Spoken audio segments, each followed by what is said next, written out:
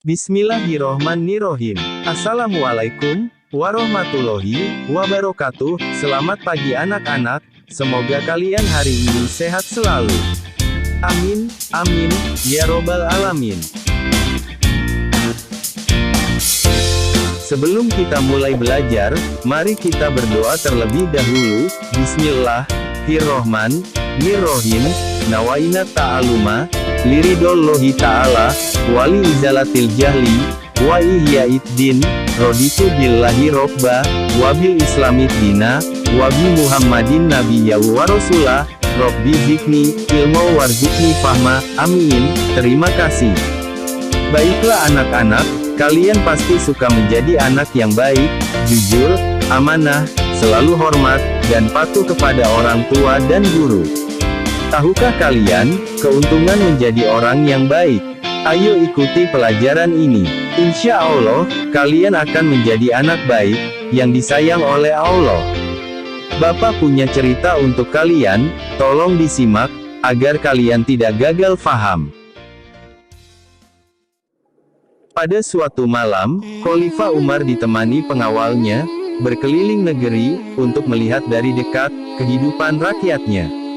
Sampai di pinggiran kota Makkah, Khalifah tertarik melihat sebuah gubuk kecil.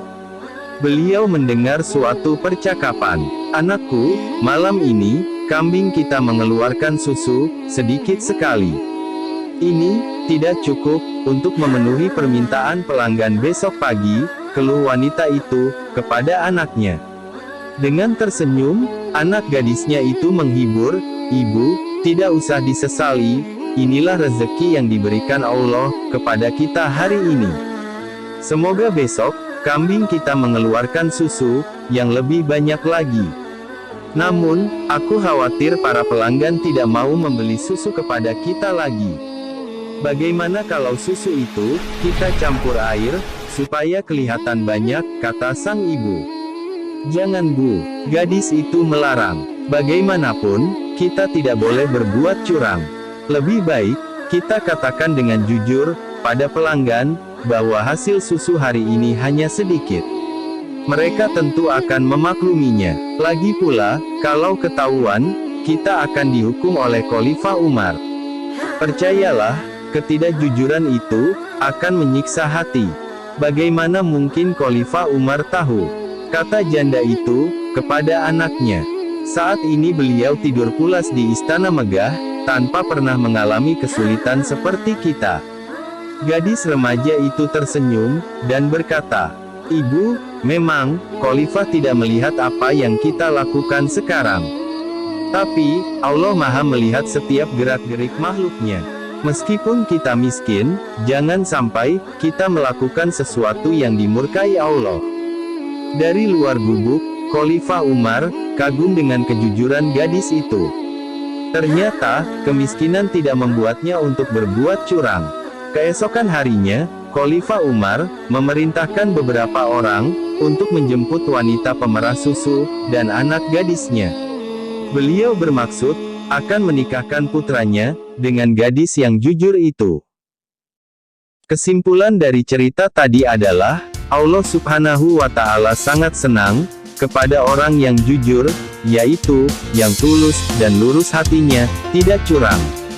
Kalau dalam kehidupan kita di sekolah, misalnya, jujur ketika mengerjakan tugas, seperti ketika ujian atau ulangan tidak mencontek, dan jujur menggunakan uang, seperti mengembalikan uang kembalian sisa belanja. Mengatakan sesuatu dengan jujur, misalnya, mengakui kesalahan yang pernah kalian perbuat, seperti ngakunya belajar secara daring, tidak taunya malah main game online, atau tiktokan. Coba renungkan, apa keuntungan orang jujur? Allah Subhanahu wa Ta'ala senang dengan orang jujur. Karena, sikap jujur itu disenangi semua orang. Orang jujur selalu banyak teman, dan dicari orang. Sebaliknya, Allah Subhanahu wa Ta'ala tidak senang kepada orang yang tidak jujur, dan orang tidak jujur akan dibenci semua orang. Itulah kesimpulan pembelajaran kita hari ini. Tugas kalian di rumah, menulis ulang cerita yang saya sampaikan tadi, di buku tugas kalian masing-masing. Setelah selesai bisa kamu kirim ke grup WhatsApp kelas.